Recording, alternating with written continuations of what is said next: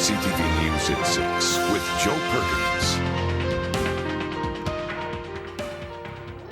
Good evening. Thank you for being here. 4 people were rushed to hospital with serious injuries after a crash early this morning in the Comox Valley. The accident happened around 1:30 when 2 vehicles slammed into each other head on.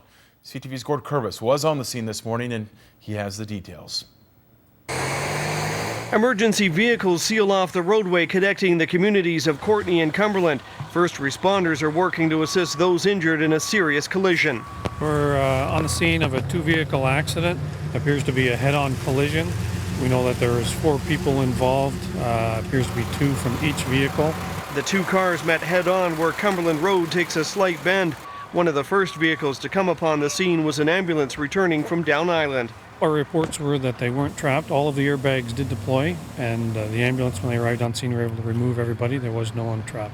The 4 occupants were assisted out of the vehicles and then were rushed to St. Joseph's Hospital in Comox. The injuries, we're not sure of the extent at this point, but fairly serious, being that it was a head-on collision. An accident investigator arrives on the scene to try to determine a cause. As he sets his lights up, the true extent of the damage to the vehicles becomes more apparent. It's evident the impact was substantial. The passenger side of one windshield is severely damaged. The crash occurred under a bright full moon and road conditions appeared clear at the time of the accident. They're not too bad. It's a little bit damp, but it's not raining right now. We're still very early in the investigation, unable to determine what exactly the causal factors were at this point. Cumberland Road was closed for a few hours while the investigation and cleanup continued. RCMP say there doesn't appear to have been any witnesses to the crash. At this point, we haven't identified any witnesses, no. Further details will hopefully be released by RCMP tomorrow. Gord Kurbis, CTV News, near Cumberland. BC Ferries was forced to cancel some sailings this afternoon after a suspicious package was found on board its Coastal Renaissance vessel. The package was found on the 1 o'clock sailing from Swartz Bay to Tsawwassen. When the vessel arrived in Swartz Bay Terminal, passengers were let off. Delta Police responded to the vessel and called the Lower Mainland Bomb Squad. The package is now in the hands of police. BC Ferries was forced to cancel its 3 o'clock sailing from Tsawwassen to Swartz Bay, as well as the 5 o'clock sailing from Swartz Bay to Tsawwassen. Anyone traveling that route tonight should check bcferries.com before heading out. Back on the island now, RCMP in Duncan are on the lookout for a man who held up a corner store in Duncan early yesterday morning. Police have released this photo of the man. Just after 4 yesterday morning, he walked into the 7-Eleven on the Trans-Canada Highway. The man had a knife and demanded the clerk hand over money in the till. After taking a small amount of cash, he fled the scene. The man's described as a white male, 20 to 30 years old, wearing a mask and sunglasses.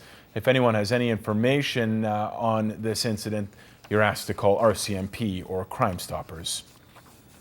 Victoria Police were searching the waters off Clover Point this morning after reports of a capsized vessel. This is the boat that had police concerned. Police responded after someone noticed a rowboat overturned in the water. Emergency crews responded on land and on the water. Victoria Police searched but determined the boat was unoccupied and was likely left unattended and not tied up. Well, as we saw there, it was a wet, windy day on the island, but the threat of rain was not enough to keep people away from the annual Walk for Memories. More than 70,000 British Columbians live with Alzheimer's. 1 in 3 Canadians know someone with the disease.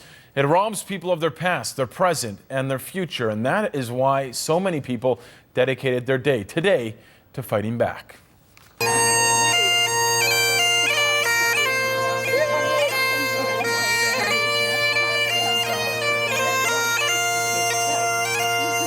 A few hundred people laced up their shoes and took to the streets of James Bay this morning. The Investors Group Walk for Memories is the flagship fundraiser for the Alzheimer's Society of BC.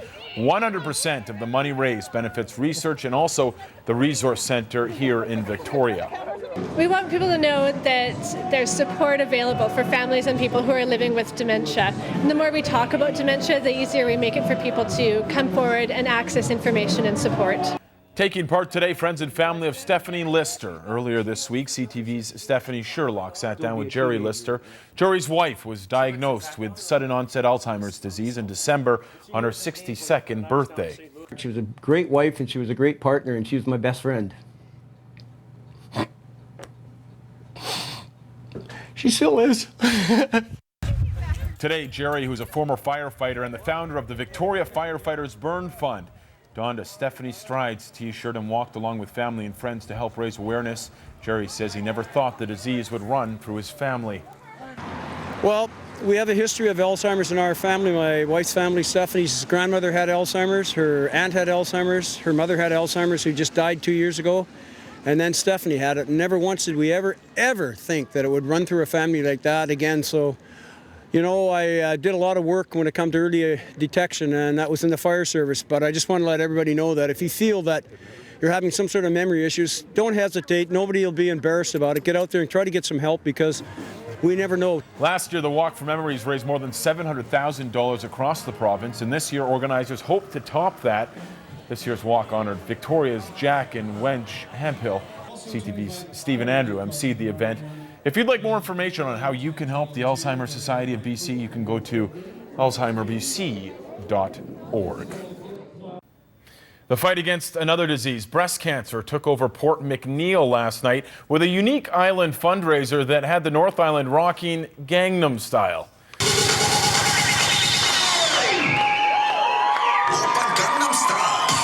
Several men in Port McNeill gathered forces and took to the stage to help raise funds for people suffering from breast cancer. It's the second annual Victor's Secret Fashion Show. The men danced all night, collecting money to help patients who need to travel from Port McNeill to Victoria for treatment. The organizer says she got the idea after she lost a friend to the disease. If we could just help people out, go out for a nice dinner, or, you know, pay for a hotel room, or just anything to let them know that the community's behind them, and just, you know, let them know that, you know, they've got friends out there. So the idea came up after Cheryl's friend did not want to travel to Victoria, saying the trip was too painful. The event started last year with a $2,000 donation to the Canadian Cancer Society. To the mainland now, it was a busy morning for fire crews in Vancouver. A fire broke out in a warehouse, a vacant warehouse near Terminal Avenue. That's near Science World. The fire broke out around 6 when crews arrived, and large flames and clouds of smoke were pouring out of the two-story building. 40 firefighters began attacking the fire from inside the building, but had to retreat outside because it was just too dangerous. The cause of the fire is unknown, but firefighters say it looked as though the building had been broken into and that squatters may have entered the building. No one was found inside. The fire was completely contained by mid-morning. Firefighters are also investigating a suspicious fire that destroyed a Surrey home in the early morning. 8 people were inside the home at the time of the blaze. The homeowner had to carry his elderly mother out of the house over his shoulder. She was taken to hospital for possible smoke inhalation. The home was completely destroyed. Staying in Surrey, an update now to a story we told you about last night. RCMP say searchers have found the remains of 20-year-old Kevin Fry. The discovery was made yesterday afternoon in Surrey in a wooded area. Family and friends were planning to spend yesterday and today searching for the man who went missing on New Year's Day. Mounties say at this point no foul play is suspected, but the cause of the death has not been released. Canadian immigration officials have turned down a request from U.S. actor Randy Quaid for permanent resident status in Canada. Quaid can appeal the decision to the federal court. He has to stay in Canada, claiming he's being hunted by what he calls Hollywood star whackers bent on killing famous actors. American authorities accuse Quaid and his wife of vandalizing a home they were renting in Santa Barbara, California, back in 2009. Welcome back. The penny is entering its final days. 1 week tomorrow, the 1-cent coin will be dropped by the Royal Canadian Mint. Distribution of the coin will come to a complete stop. In preparation for Monday, businesses are being encouraged to begin rounding cash transactions to the nearest 5-cent increment. The penny will still be a legal tender, but as it begins to disappear, businesses are encouraged to make changes. Transactions paid with checks, credit cards, and debit cards will continue to be settled to the cent. The GST and HST will be calculated on the pre-tax price, not the rounded price. Despite the transition date being just days away, many small businesses in Victoria don't seem ready for the penny phase-out. To be honest, the government really hasn't sent me much information about it, so I'm just going along as, you know, a little business guy does and just keep doing my thing. And I keep seeing the pennies and people are like, oh, keep those, they're collectible. I'm like, okay, sure. The Conservative government announced in last March's federal budget it was ending production of the penny because it cost 1.6 cents to mint each of the 1-cent coins due to rising metal, labor, and other manufacturing costs. Ottawa says that stamping out the penny for good also will save taxpayers around $11 million each year, but the cost-saving measure is news to many. You know, this is the first time I've heard about it, so it's a surprise to me. I wasn't aware of this. To help retailers, the federal government has created a web portal on the Finance Canada website, including downloadable signage that can be displayed in stores. The Mint has also launched a social media campaign on Facebook and Twitter to alert Canadians about the transition date. You may have also seen some TV ads. They're online as well. They've begun to appear across Canada and will circulate until the end of March.